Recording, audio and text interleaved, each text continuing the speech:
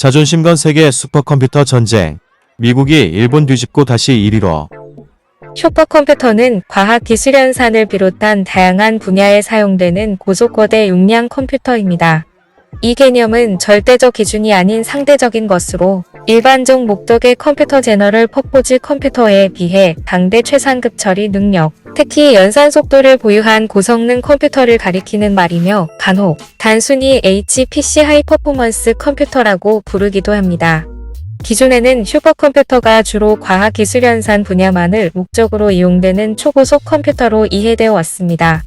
이것은 초기의 컴퓨터의 개발 목적이었던 군사, 경제 목적의 활용의 근거가 되는 계산 분야가 과학기술 분야로 분류되었기 때문이며 2000년대에 와서는 그 활용 분야가 대폭 늘어나고 세상 변화의 저변에 슈퍼컴퓨터, 즉 고속거대 용량 컴퓨터가 자리 잡고 있습니다.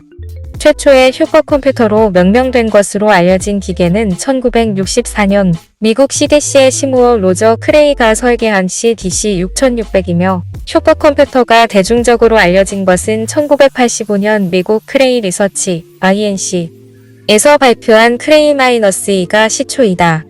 세계에서 슈퍼컴퓨터를 개발하는 선두주자는 미국과 중국 그리고 유럽입니다.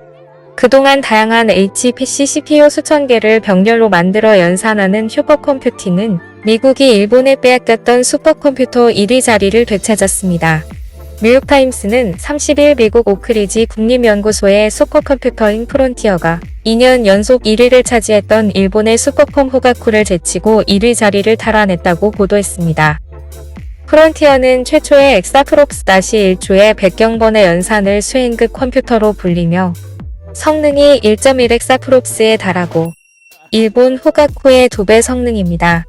21MW의 전력을 소모하고 가격은 6억 달러 약 7,500억 원으로 알려졌습니다. CPU는 AMD 64코어 밀라노가 탑재됐어 AMD의 주가를 올려주었습니다. 슈퍼컴은 처음엔 코드를 해독하고 무기를 설계하기 위해 제작됐지만 이제는 백신 개발, 자동차 설계 테스트 및 기후 변화 모델링에서도 중요한 역할을 한다고 합니다.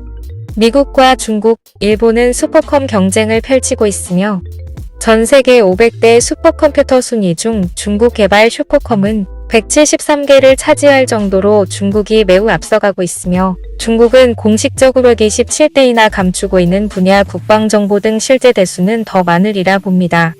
일본의 슈퍼컴 후가쿠는 2020년 6월 IBM 시스템 슈퍼컴을 누르고 1위를 차지했었습니다.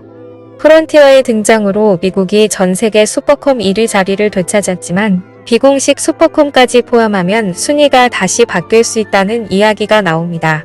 테크 업계에선 중국의 프론티어보다 빠른 슈퍼컴 2개가 더 있다고 보는데 중국은 이 슈퍼컴을 전 세계 슈퍼컴 성능을 공식적으로 비교하는 톱500 리스트에 등재하지 않으며 중국은 슈퍼컴의 성능을 공식적으로 공표할 경우 미국의 제재를 받을 것을 우려해 등재하지 않은 것으로 알려지고 있습니다.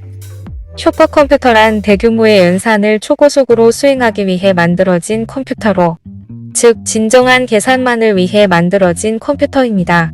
세계 슈퍼컴퓨터 순위 사이트인 TOP500 슈퍼컴퓨터 성능을 기준으로 전 세계 500대 슈퍼컴퓨터 목록을 발표하는데 1위, 2위는 미국과 중국입니다. 한국은 15위 정도로 예측되며 한국과학기술정보연구원이 보유한 슈퍼컴퓨터 5호기 누리온이라고 합니다. 누리온은 연산 속도가 25.7베타플롭스에 달하고 계산 노드는 8,437개다. 1PF는 1초에 1000조번 연산이라고 합니다. 우리 수준은 세계 인구 70억 명이 420년 걸려 마칠 계산을 1시간 만에 끝낼 수 있는 수준으로 향후는 페타플롭스를 넘어 페타보다 1000배 빠른 엑사플롭스급 슈퍼컴퓨터를 2에서 3년에 예상한다고 합니다. 세계 최강의 슈퍼컴의 리더들 부럽습니다. 구독 좀 눌러주시고 싫으면 싫다고 표해주세요. 감사합니다.